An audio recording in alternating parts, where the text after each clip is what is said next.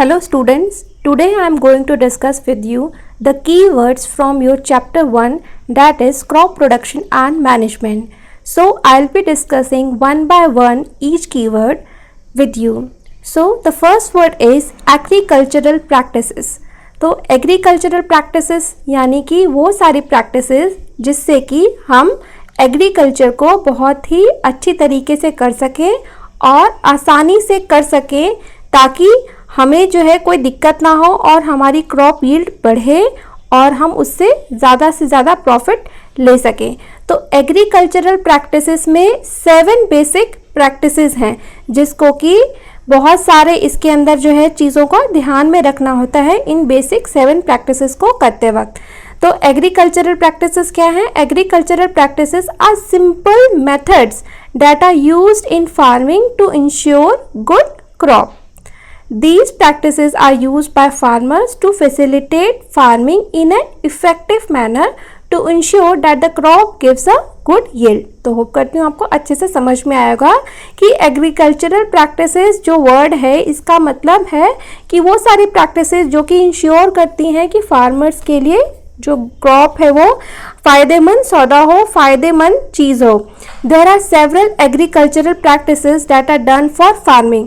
जैसे कि आपकी बुक में है 7 एग्रीकल्चरल प्रैक्टिसेस. इसमें है preparation of soil, sowing, adding manure and fertilizers, irrigation, protecting from weeds, harvesting and storage. तो ये 7 बेसिक प्रैक्टिसेस हैं जिसको कि आपको बिल्कुल अच्छे से याद रखना है कि यही 7 एग्रीकल्चरल प्रैक्टिसेस हैं. तो इन 7 एग्रीकल्चरल प्रैक्टिसेस को याद रखने के लिए अगर आप देखें कि जैसे हर एक प्रैक्टिस ये जो है सीक्वेंस, इसी सीक्वेंस से आपको याद भी रखना है कि सबसे पहले हम प्रिपरेशन ऑफ सॉइल करते हैं, फिर सोइंग करते हैं, फिर adding of manure and fertilizers करते हैं, फिर इरिगेशन करते हैं, फिर protection from weeds and other जो है प्लांट से प्रोटेक्शन करने का इंतज़ाम करते हैं. लास्ट में हम फिर हार्वेस्टिंग और फिर हम स्टोरेज करते हैं. तो ये प्रैक्टिसेस जो है मोर और लेस इसी ऑर्डर से फॉलो भी की जाती हैं किसानों के द्वारा. तो इन प्रैक्टिस को एक सिंगल ऑर्डर में आपको याद भी रखना चाहिए. तो आप इसको ऐसे याद रख सकते हैं कि PSAIPHS, ठीक है, PSAIPHS. अगर ये एक एक वर्ड जो है पहले सेंटेंस का याद रख लें तो PSAIPHS. तो इससे आपको सारी प्रैक्टिसेस जो है वो लाइन वाइज सीक्वेंस से याद हो जाएंगी. नेक्स्ट वर्ड देखते हैं हम, वो है animal husbandry. Animal husbandry is the branch of agriculture concerned with animals that are raised for meat, fiber, milk, eggs or other products. It includes day-to-day care, selective breeding and raising of livestock. ठीक है, animal husbandry का मतलब होता है, अगर हम हिंदी में कहें तो पशु पालन. पशुओं को पालना फॉर डिफरेंट पर्पस जैसे कि मीट, फाइबर, मिल्क, एग और भी बहुत सारे प्रोडक्ट्स हैं जिसके के लिए हम एनिमल्स को पालते हैं. तो हिंदी में अगर कहें तो पशुपालन को ही एनिमल हस्बेंड्री कहते हैं, या rearing of animals for different purposes like meat, fibre, milk, egg. और इस प्रोसेस में हम एनिमल्स की डे टू डे केयर करते हैं, उनकी सेलेक्टिव ब्रीडिंग करते हैं ताकि हमें एक खास नस्ल की जो है पशु मिल सके और उनके जो है बच्चे जो होते हैं उनको फिर से पालते पोसते हैं ताकि हम आगे की जनरेशन में भी उनसे प्रॉफिट कमा सकें. तो ये पूरा प्रोसेस को जो है हम एनिमल हस्बेंड्री कहते हैं. तो इसमें सब तरह के एनिमल्स इंक्लूड हो सकते हैं, जैसे कि आप देख सकते हैं कि इसमें गायों को पालते हैं, भैंस को पालते हैं, पिग्स है, इसमें पोल्ट्री है, ठीक है, इसमें भेड़ बकरी भी पालते हैं, खरगोश भी पालते हैं और डिफरेंट काइंड ऑफ बर्ड्स भी पालते हैं जिससे कि हम प्रॉफिटेबल अपना जो है बिजनेस चला सकें. जो थर्ड वर्ड है वो है क्रॉप. क्रॉप से क्या मतलब है? Same kind of plants grown and cultured at a place constitute a crop. यानी कि क्रॉप वो चीज़ है कि अगर सेम काइंड एक जैसे पौधों को एक बड़े प्लेस पे ग्रो कराया जाए तो उसको हम क्रॉप कहते हैं. ठीक है, in India crops can be broadly categorised into 2 types based on season. तो इंडिया में दो तरह की क्रॉप्स को कैटेगरी है हमारे सीज़न के हिसाब से, ठीक है। इंडिया में क्योंकि सीजनल वेरिएशन बहुत ज़्यादा होता है, इसलिए दो तरह की क्रॉप्स हैं। एक क्रॉप होती है रबी की क्रॉप और एक क्रॉप होती है खरीफ की क्रॉप। रबी की क्रॉप क्या है? जो है major rabi crops are wheat, gram, peas, barley ETC. यानी रबी की क्रॉप्स वो क्रॉप्स हैं जिनकी की बुआई, जिनको की जो लगाना है, जिनकी की सोइंग जो है, जिनके बीज जो है बोए जाते हैं सर्दियों के दिनों में। सर्दियों में हम इनके बीज बोते हैं और गर्मियों में ये फसल पक के तैयार हो जाती है, जैसे कि गेहूं। और खरीफ क्रॉप क्या है? खरीफ क्रॉप वो क्रॉप होती है जिसको कि हम गर्मी के बाद बरसात में, बारिश के समय में, यानी जुलाई अगस्त में सो करते हैं और दिसंबर में, सर्दियों में हम इसको काट लेते हैं। जैसे कि आप है इसमें राइस, आप सबने देखा होगा जुलाई अगस्त में हर जगह जो है धान के पौधे लगाए जाते हैं। तो इसमें आता है कॉटन, मेज, ज्वार, बाजरा, ठीक है। यहाँ पे आप कुछ रबी की क्रॉप्स देख सकते हैं, जैसे कि इसमें है wheat, gram, potato, mustard, coriander and oat. और वहीं आप कुछ खरीफ की क्रॉप्स देख सकते हैं, इसमें बेसिकली राइस आता है आपका, ठीक है। और कॉटन जो फसल है वो आपकी खरीफ क्रॉप पे आता है। तीसरा है मेज और ग्राउंडनट। अब हम देखते हैं नेक्स्ट वर्ड, वो है फर्टिलाइजर। फर्टिलाइजर का क्या मतलब होता है? Fertilizer is any material of natural और synthetic origin that is applied to soil और to plant tissues to supply one or more plant nutrients essential to the growth of plants. Many sources of fertilizer exist, both natural and industrially produced. तो जो fertiliser है वो एक broad term है, ठीक है। ऐसा नहीं है कि जो है फर्टिलाइज़र का मतलब जो है वो आर्टिफिशियल ही हो। फर्टिलाइज़र जो है एक ब्रॉड टर्म है, लेकिन जनरली लोग फर्टिलाइज़र को जो है वो आर्टिफिशियल फर्टिलाइज़र से जो है वो कोरिलेट कर देते हैं। बट फर्टिलाइज़र जो है वो नेचुरल भी हो सकता है और सिंथेटिक भी हो सकता है, ठीक है। तो organic and inorganic fertilizers are more appropriate words. Organic fertilizer मतलब वो फर्टिलाइज़र जो नेचुरली एग्जिस्ट करते हैं, और इनऑर्गेनिक फर्टिलाइजर्स वो जो कि हम इंडस्ट्री से लेते हैं, इंडस्ट्रीज में बनते हैं, ठीक है। Organic fertilizers are made from natural and organic materials, mainly manure, compost or other animal and plant produce. These fertilizers are a great source of nutrients. तो ऑर्गेनिक फर्टिलाइजर्स क्या करते हैं कि एक ओवरऑल न्यूट्रिशन देते हैं, किसी एक खास एलिमेंट के लिए नहीं होते हैं, ये एक ओवरऑल न्यूट्रिशन देते हैं, ठीक है। जैसे कि आप खाना खाते हैं तो आपको एक ओवरऑल न्यूट्रिशन मिलता है, लेकिन अगर आप एक विटामिन बी कॉम्प्लेक्स की दवाई लेते हैं तो आपको केवल और केवल विटामिन बी कॉम्प्लेक्स ही मिलता है। तो वैसे ही अगर आप ऑर्गेनिक फर्टिलाइज़र डालते हैं प्लांट में तो वो खाने की तरह है, जैसे आप खाना खाते हैं वो उसकी तरह है कि ओवरऑल न्यूट्रिशन देता है। लेकिन अगर आप कोई एक विशेष प्रकार का फर्टिलाइज़र डालते हैं तो वो एक विटामिन बी कॉम्प्लेक्स की दवाई की तरह है कि वो एक पर्टिकुलर न्यूट्रिशन ही प्रोवाइड करता है, ठीक है।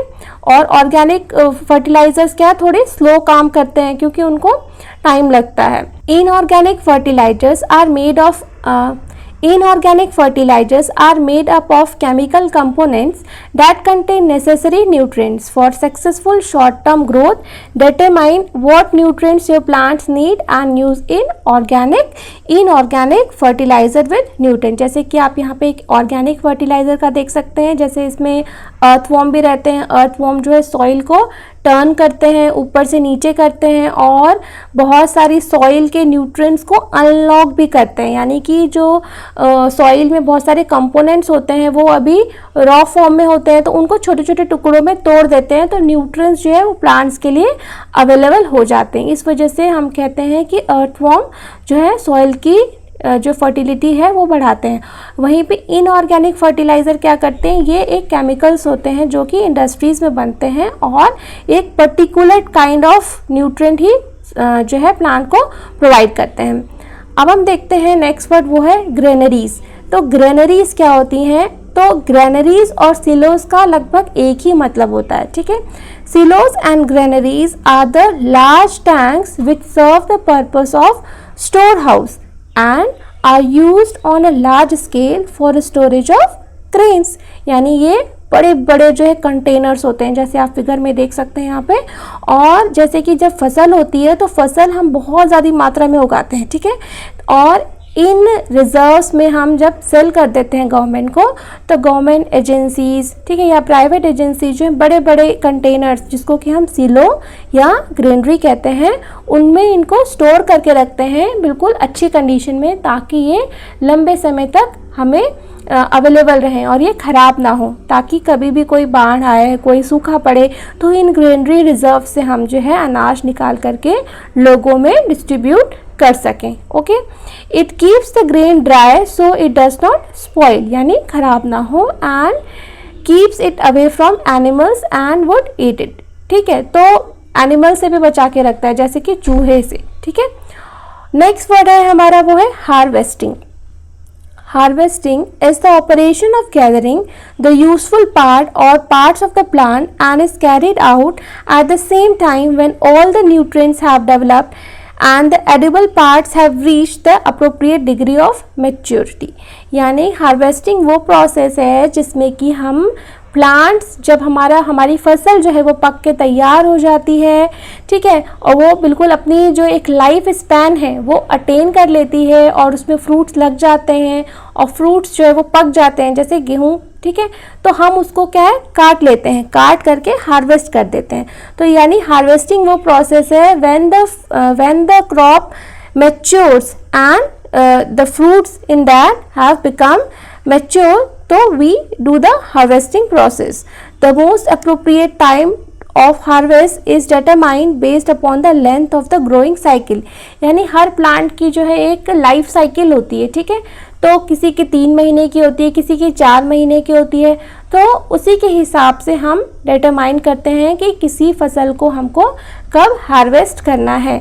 जैसे हमने गेहूँ लगाया, हमने दिसंबर में गेहूँ को बोया, तो गेहूं की जो लाइफ स्पैन है वो 4 महीने की है लाइफ साइकिल, तो हम उसको अप्रैल के एंड में जो है वो काट लेते हैं। अगर किसी जगह पे गेहूं जो है वो नवंबर में बोया गया है तो हम उसको मार्च में ही काट लेते हैं।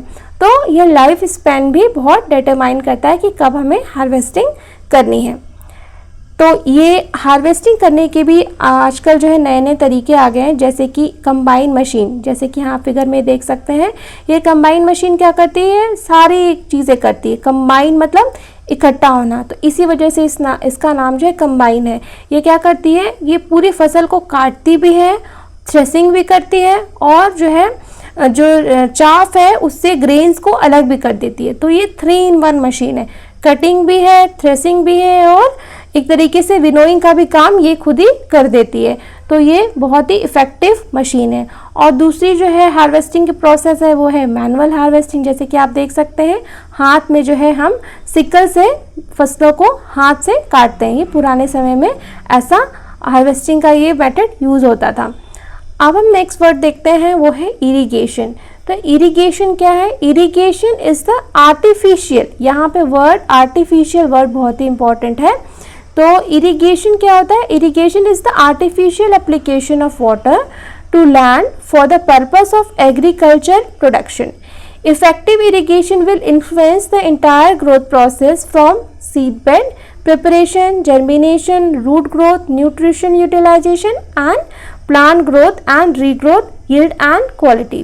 यानी कि इरिगेशन वो आर्टिफिशियल तरीका है पौधों को पानी पहुंचाने का, ठीक है, और इससे जो है बहुत कुछ डिटरमाइन होता है कि हमारी फसल जो है कब पक के तैयार होगी और उसका यील्ड कितना आएगा, ठीक है, तो और उसकी क्वालिटी क्या होगी। इस वजह से इरिगेशन कब करना है, कितनी बार करना है, ये एक बहुत ही इम्पॉर्टेंट एस्पेक्ट है प्लांट ग्रोथ का, ठीक है। The various sources of water for irrigation are wells, ponds, lakes, canals, tubewells and even dams. तो इतने सारे सोर्सेस से जो है प्लांट्स को इरिगेट कर सकते हैं।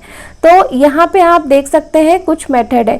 ये मेथड जो आप देख रहे हैं ये है हमारा स्प्रिंकलर मेथड। यहाँ आप और डिटेल में देखिए, पूरे जो है फवारे की तरह पानी जा रहा है, ठीक है। तो ये एक पाइपलाइन बिछा दी जाती है पानी की और बीच बीच में स्प्रिंकल्स के जो है नल लगा दिए जाते हैं ताकि स्प्रिंकल हो। ये बहुत इफ़ेक्टिव वे ऑफ इरिगेशन है, इससे पानी की वेस्टेज बहुत कम होती है, ठीक है। और यहाँ पे आप देख सकते हैं ये कैनाल है, ये वाला जो है ये कैनाल है, कैनाल जा रही है और इससे इरिगेशन की जाती है। ये है ट्यूबवेल। और ये जो सिस्टम देख रहे हैं आप हमारा, ये है हमारा ड्रिप इरिगेशन का सिस्टम, यानी जो पाइप बिछी हुई है उसमें से बूंद बूंद करके जो है पानी गिरता है। तो ये बहुत ही ज़्यादा इफ़ेक्टिव वे ऑफ इरिगेशन है, इससे पानी की वेस्टेज नहीं होती है। क्योंकि अगर जैसे पानी आप खुले में छोड़ देंगे तो बहुत सारा पानी गर्मी की वजह से इवेपोरेट हो जाएगा और अगल बगल की ज़मीन जहाँ भी हमारा क्रॉप नहीं लगा है वो भी उस पानी को एब्जॉर्व कर लेगा, तो प्लांट तक डायरेक्टली नहीं पहुँच पाएगा। तो जिन हिस्सों में पानी की कमी है वहाँ पे हम generally drip system of irrigation use करते हैं और ये बहुत ही इफ़ेक्टिव वे ऑफ इरिगेशन है। फाइन। तो नेक्स्ट वर्ड हम देखते हैं वो है मैन्योर। मैन्योर क्या है? Manure is the decompose form of plants and animals which is use to the soil to improve its fertility, increase the crop yield and reduce the soil erosion. Manure का मतलब होता है, एक तरीके से आप समझ लीजिए, ऑर्गेनिक फर्टिलाइजर। मैन्योर वो चीज़ है जो कि एनिमल्स और प्लांट्स के सड़ने और गलने पर जो है अगर हम उसको क्रॉप को अवेलेबल करवाएं तो वो उससे क्रॉप जो है न्यूट्रिशन ले। एक तरीके से आप इसको ऑर्गेनिक फर्टिलाइज़र भी कह सकते हैं। तो मैन्योर भी ग्रीन मैन्योर हो सकता है, फार्मलैंड मैन्योर हो सकता है, कंपोस्ट मैन्योर हो सकता है। Manure improve the soil profile and it's water holding capacity. तो मैन्योर यूज़ करने से क्या होता है कि सॉइल का टेक्सचर अच्छा हो जाता है और वाटर होल्डिंग कैपेसिटी भी अच्छी हो जाती है, ठीक है। और न्यूट्रिएंट्स तो मिलता ही मिलता है। तो यहाँ पे आप कुछ फोटोग्राफ्स देख सकते हैं मैन्योर के, जैसे काऊ डंग को इकट्ठा करके कुछ दिनों के लिए छोड़ दिया जाता है, या उसको वर्मी कंपोस्ट यानी अर्थ वॉर्म के थ्रू जो है उसको सड़ाया जाता है, गलाया जाता है कुछ दिनों के लिए और उसके बाद उसको खेतों में डाल दिया जाता है, जिससे कि खेतों की फर्टिलिटी बढ़ती है। नेक्स्ट टर्म है हमारा वो है प्लो। प्लो क्या होता है? A plough is a farm tool for loosening और टर्निंग द सॉइल, यानी कि वो टूल जिससे कि हम सॉइल को लूज कर सकते हैं और टर्न कर सकते हैं, नीचे की सॉइल ऊपर और ऊपर की सॉइल नीचे, ठीक है। बिफोर सोइंग सीड और प्लांटिंग, ये कब करते हैं? प्लोइंग जब हमको सीड बोना हो। Plows were traditionally drawn by oxen and horses, but in modern farms are drawn by tractors. तो पहले के ज़माने में ये बैलों से खींचे जाते हैं, जैसे कि आप इस फिगर में देख सकते हैं, बैल जो है उसके ऊपर ये जो है ये प्लो रख दिया जाता है। प्लो के कुछ हिस्से देख सकते हैं, जैसे कि बीम है, प्लो शाफ्ट है और हैंडल है, ठीक है। तो ये प्लो का एक फिगर है और इसको बैल के ऊपर रख दिया जाता था बीम को, और फिर हैंडल की मदद से उसको खींचा जाता था। और अब के समय में क्या है, ये इस तरह का प्लो आ गया है, ठीक है, ये वाला प्लो। इसको क्या करते हैं हम, इसको ट्रैक्टर के पीछे जो है वो अटैच कर देते हैं, जैसे यहाँ पे आप देख सकते हैं, और फिर उसकी मदद से हम जो है मैकेनिकली यानी कि हम मशीन को यूज़ करके ट्रैक्टर को प्लोइंग करते हैं। Fine. A plough may be wooden, iron और steel frame with a blade attach to cut and loosen the soil. अब हम देखते हैं नेक्स्ट टाइम वो है हमारा सीड। सीड क्या होता है? The unit of reproduction of A flowering plant capable of developing into another such plant can be called a seed. तो सीड क्या होते हैं? वो प्लांट्स की रिप्रोडक्टिव यूनिट हैं जो कि ऐसी कैपेसिटी रखते हैं कि वो फिर से उसी प्लांट के नए वर्जन में आ सकें, वो फिर से नए प्लांट बन सकें। जैसे हम सीड को सो करते हैं तो हूबहू वैसा ही नया प्लांट हमारा उग जाता है। तो बहुत सारे सीड्स हो सकते हैं जो फ्लावरिंग प्लांट्स हैं जनरली, यानी कि जिन पौधों में फूल आते हैं उन्हीं पौधों में सीड्स बनते हैं, ठीक है। A typical seed includes 3 basic parts, an embryo, a supply of nutrients for the embryo and seed coat. तो ये कुछ हिस्से होते हैं जो कि सीड को मदद करते हैं फिर से जर्मिनेट होने में। यहाँ पे आप फिगर में देख सकते हैं कुछ तरह के सीड्स होते हैं जो कि डिफरेंट तरीके से जो है एक जगह से दूसरी जगह मूव करते हैं। कुछ सीड जो है हवा के द्वारा उड़ते हैं, कुछ सीड एनिमल्स के द्वारा, कुछ सीड प्लांट्स के थ्रू, और कुछ जो है ब्रस्ट करते हैं, और कुछ सीड जो है ह्यूमन के थ्रू जो है एक जगह से दूसरी जगह जाते हैं। नेक्स्ट टर्म है हमारा सिलो। A silo is a structure for storing bulk materials. Silos are used in agriculture to store grain or fermented feed known as silage. तो silos क्या होते हैं कि बल्क में मटेरियल्स को स्टोर करने को हम जो यूज़ करते हैं वो है सिलोज। लेकिन जनरली एग्रीकल्चर के टर्म में देखा जाए तो ये ग्रेन्स को ही यूज़ करने के लिए यूज़ होते हैं, लेकिन इसमें कुछ भी जो है आप जो है वो स्टोर कर सकते हैं बल्क में, ठीक है। ज़रूरी नहीं है, जैसे ग्रेनरीज में केवल ग्रेन्स ही स्टोर करते हैं, लेकिन सिलोज में आप कुछ भी स्टोर कर सकते हैं, लेकिन एग्रीकल्चर के टर्म में फिर हम ग्रेन्स का ही इसमें मतलब निकालते हैं।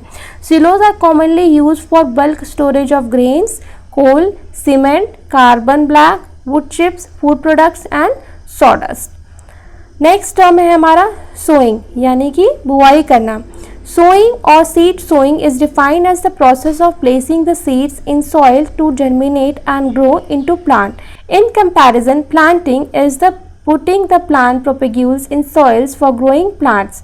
Propagules can be seedlings, roots, tuber, leaves और कटिंग। तो सोइंग क्या होती है, यानी सीड्स को, जो पौधों के सीड्स होते हैं उनको जो है गहराई में, निश्चित गहराई में डालना मिट्टी में, ताकि वो फिर से नए पौधों में आ जाएं। वहीं पे प्लांटिंग क्या होता है, सोइंग और प्लांटिंग में क्या डिफरेंस है।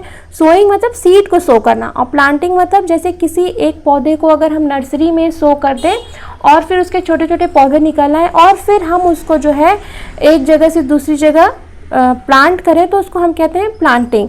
तो प्लांटिंग कुछ भी हो सकता है, रूट्स को भी कर सकते हैं, ट्यूबर्स, लीव्स, किसी भी चीज़ की कटिंग को, मतलब वो सीड ना हो, तो उसको हम प्लांटिंग कहते हैं। तो आजकल जो है सोइंग इस तरह की मशीनों से होती है, ठीक है। ये बहुत ही इफ़ेक्टिव वे ऑफ सोइंग है, ताकि जो है कम समय में ज़्यादा से ज़्यादा जो है और अधिक एफिशिएंट तरीके से जो है सोइंग की जा सके। और मैनुअल सोइंग तो आप देख ही रहे हैं, हाथ से बीज को चीट के करते हैं। नेक्स्ट टर्म है हमारा स्टोरेज। अब स्टोरेज का मतलब होता है, storage means the phase of the post harvest system during which the products are kept in such a way as to guarantee food security other than during periods of agriculture production। तो storage का मतलब होता है कि plants को जो harvest आता है, जो भी हमें फसल प्राप्त हुई, उसको सही कंडीशन में स्टोर करने की प्रोसेस को हम स्टोरेज कहते हैं, ठीक है।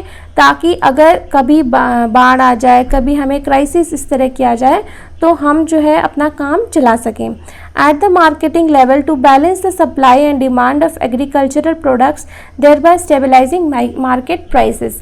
तो मार्केट लेवल पे स्टोरेज भी किया जाता है कि जैसे कि ताकि प्राइसेस जो है वो बहुत ज़्यादा नीचे ना आ जाए। जैसे कि जब फसल उगाई जाती है तो उस वक्त बहुत सारी मात्रा में गेहूँ मार्केट में आया रहता है, तो ऐसा होगा कि गेहूँ का दाम बहुत ही कम हो जाएगा, ठीक है। तो उसको जो है गवर्नमेंट और बहुत सारी एजेंसीज स्टोर करके रखती हैं ताकि उसकी प्राइसेस जो है वो बहुत ज़्यादा नीचे ना जाए, स्टेबल रहे। नेक्स्ट हम देखते हैं threshing. Threshing is the process of loosening the edible part of the grain और the crop from the chaff to which it is attached. It is the step of grain preparation after reaping. Threshing does not remove the barn from the grain. Threshing may be done by beating the grain using a flail on the threshing floor or by thresher. तो threshing क्या होता है, जो grain होता है उसके ऊपर जो छिलका होता है उसको अलग करने के प्रोसेस को हम कहते हैं थ्रेसिंग।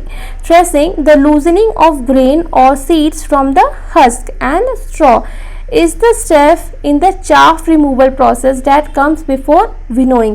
तो winnowing और threshing में बहुत बच्चों को confusion होता है। Threshing is the step which comes just before the winnowing। तो पहले के ज़माने में क्या होता था कि हम पीट करके फसलों को जो है वो फसलों के ऊपर से जो छिलका है, जैसे आप देख सकते हो पैडी राइस, तो उसको जो है हम पीट करके धान को निकालते थे। फिर हम उसको जो है वो कूटते थे ताकि धान का जो छिलका है वो अलग हो जाए।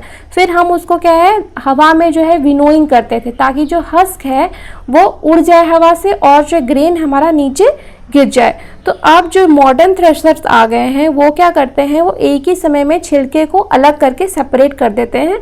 अब हमें मैनुअली विनोइंग करने की ज़रूरत नहीं पड़ती है। अब हम देखेंगे नेक्स्ट टाइम वो है वीड्स। वीड्स क्या होते हैं? वीड्स वो अनवांटेड प्लांट्स होते हैं जो कि जनरली क्रॉप के साथ जो है हमारे ग्रो कर गए होते हैं। A weed is a plant considered undesirable in a particular situation. A plant in the wrong place. ठीक है, तो जनरली नहीं, ऐसा नहीं है कि वीड्स जो होते हैं वो बहुत ख़राब पौधे होते हैं या जहरीले पौधे होते हैं, ऐसी बात नहीं है। बहुत सारे पौधे जहरीले भी होते हैं या ख़राब भी होते हैं या किसी भी यूज़ के नहीं होते हैं, लेकिन वीड हर वो प्लांट है जो कि रॉन्ग प्लेस पे उगा हुआ है। जैसे कि अगर आपने वीट की फसल उगाई लेकिन गलती से कुछ जो है धान के बीज पहले से ही रह गए हैं और वो भी साथ में उगाए, तो वो क्योंकि अभी डिज़ायरेबल नहीं है, अभी तो हमने गेहूं की फसल लगाई है, तो गेहूं की फसल में अगर थोड़े से पौधे धान के उग जाएं तो भी वो वीड ही कहेंगे। ठीक है, तो जिसकी फसल हमने लगाई है उसके अलावा कोई भी पौधा उगेगा तो हम उसको कहेंगे वीड। फाइन, लेकिन जनरली जो वीड्स होते हैं किसी भी क्रॉप में वो ऐसे होते हैं, जैसे कि आप देख सकते हैं रेड रॉड पिगवीड, ये बहुत ही कॉमन आपको देखने को मिलेगा, ये है रेड रॉड पिगवीड। फाइन, दूसरा है पर्सिलेन। ठीक है, ये आप देख सकते हैं पर्सिलेन, ये एडिबल भी होते हैं। और तीसरा है, आप देख सकते हैं कि ये है कॉन्वोल्वुलस। ठीक है, और ये भी पौधा है जो कि जनरली कांटेदार होता है और ये भी वीड की तरह एक्ट करता है। नेक्स्ट टर्म है हमारा वीडीसाइड। वीडीसाइड, साइड मतलब कि टू किल, यानी कि वीड्स को किल करने के लिए जो केमिकल्स होते हैं उनको हम कहते हैं weedicide. Weedicides are the chemicals which are sprayed over the field to get rid of the weeds. They will not show any effect on crop plants. Two popularly used weedicides are 2,4-D ethyl ester and neem extract and glyphosate. तो ये कुछ weedicides होते हैं जो कि commonly use होते हैं। Next हम टर्म देखते हैं विनोइंग। तो विनोइंग क्या है? Winnowing is a farming method developed by ancient people for separating grain from chaff. In its simplest form, it involves throwing the mixture into the air so that winds blow away the lighter chaff. The heavier grains fall back down for recovery.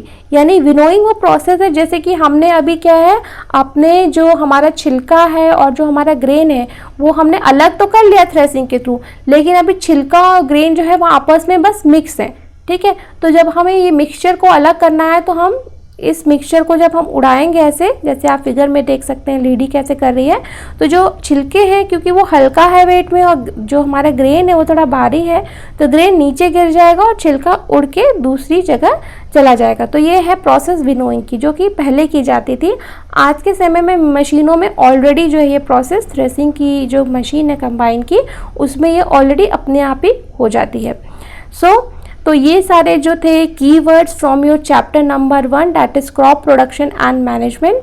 तो ये keywords बहुत ही important है, कहीं भी आपको पूछा जा सकता है। ठीक है, आप इनको अच्छे से समझिए और इनको समझने से आपको चैप्टर अच्छे से समझ में आएगा। सो होप करती हूँ कि आपको ये कीवर्ड्स भी अच्छे से समझ में आए होंगे। And still if you have any doubts then you can write in the comment section, I will surely reply. Thank you.